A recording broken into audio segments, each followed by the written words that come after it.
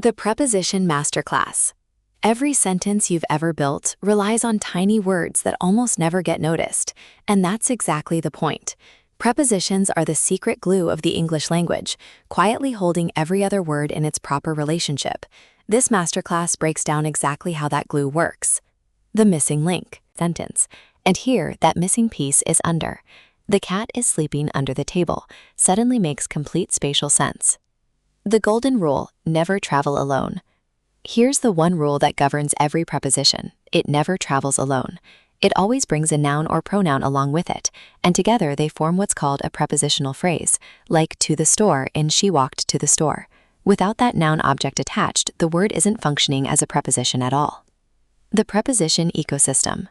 Prepositions cover 6 different relationships: time, when something happens; place, where it happens; direction, movement towards something; manner, how something is done; agent or instrument, who or what is behind an action; and compound prepositions, multi-word phrases that act as a single unit. That's the entire ecosystem in one map. Spatial relationships, place. The place prepositions are the most visual of the bunch. In means inside something, on means resting on a surface, under means beneath. Between applies to exactly 2 things, while among applies to a group of 3 or more. 5 small words, 5 completely distinct pictures. Advanced spatial relationships.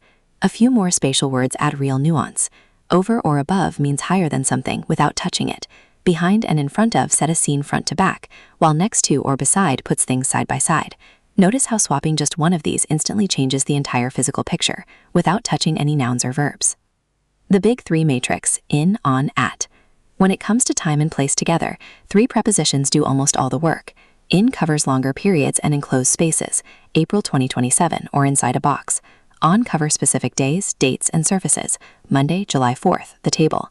At covers precise points, 3:30, noon, or a bus stop. Broad to exact, that's the pattern. Tracking time and duration. 3 more time words each pair with something specific. During pairs with an event, during the movie. Since pairs with a starting point, I've lived here since 2019. For pairs with a duration, I've lived here for 6 years. Quick tip, if you could swap the word for a clock time, at is usually your answer. Deadlines and sequences. Before and after set the order of events. I'll call you before dinner. Until and by set limits, but differently. Until shows continuation up to a point. We danced until midnight. By shows a strict cutoff. Submit the report by Friday. Remember, you sleep until 7 a.m., but you must wake up by 7 a.m. The dotted line journey. Direction. Direction prepositions trace a path through space. Through means passing inside and out the other side, passed through 3 tunnels. Across means moving from one side to the other, drove across the bridge. Along follows a line, walked along the beach. And onto means arriving on top of something, climbed onto the roof. The common trap, position versus motion. In and into look almost identical, but they describe completely different situations.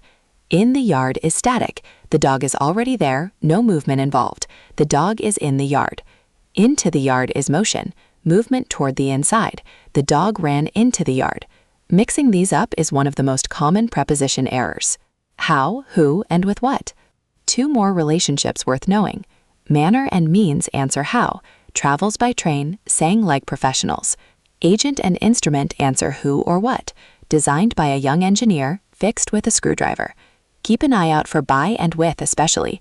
They show up constantly in passive voice sentences. Building blocks and regional borders. Compound prepositions like because of, in spite of, and according to are multi-word phrases. Treat them as a single block and never split them up. And prepositions shift by region too.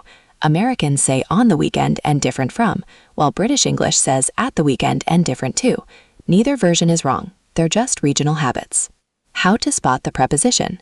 3 steps identify a preposition. Step 1, check what follows the word. Step 2, is it a noun, pronoun, or gerund? If not, stop, it's not a preposition. Step 3, the deletion test. Mentally remove the phrase, like on the counter, in the keys on the counter are mine. If the sentence still makes basic sense, you've found your preposition. The great confusion, preposition or conjunction. Words like before, after, since, and until are shapeshifters. Their job depends entirely on what follows them. A preposition needs an object, a noun or pronoun, and connects that noun to the sentence. I stayed inside because of the rain. A conjunction connects two full clauses, each with its own subject and verb. I stayed inside because it was raining. The phrasal verb trap. Small words like up can play two very different roles. In she looked up the word, up is an adverb, a particle stuck to the phrasal verb looked up, meaning to search for, with no physical direction and no object needed. In she looked up at the sky, up is a genuine preposition, showing physical direction and leading into a full prepositional phrase. The red ink fixes, common mistakes. 3 fixed pairings to memorize. We discussed about the project is wrong. Discuss already means talk about, so about is redundant, drop it. I'm waiting the bus is wrong. Wait needs for to connect to its object. And she's married with a doctor is wrong. It should be married to, a fixed pairing with no logical shortcut. The to dilemma. Is to always a preposition? Not quite. In I am going to the store, to is followed by a noun, so it's a genuine preposition connecting the action to a location. In I want to go, to is followed by a base verb instead, and together, to go forms an infinitive verb, not a prepositional phrase at all. The heavy lifters. Out of roughly 150 prepositions in English, everyday communication leans hard on a small core. The 5 most commonly used are of, in, to, for, and on, in that order. Here's the fun fact. Despite that huge total count, most everyday conversation only really depends on a core set of 40 to 60 words. The golden myth. You've probably heard, never end a sentence with a preposition. For what are you looking technically avoids it, but sounds stiff, old-fashioned, and frankly awkward. What are you looking for is natural, correct, everyday English, and ending on a preposition is completely fine in modern usage. That old rule is just a leftover habit borrowed from Latin grammar, and it was never a natural fit for English in the first place. If you found this helpful, please hit the like button and subscribe for more.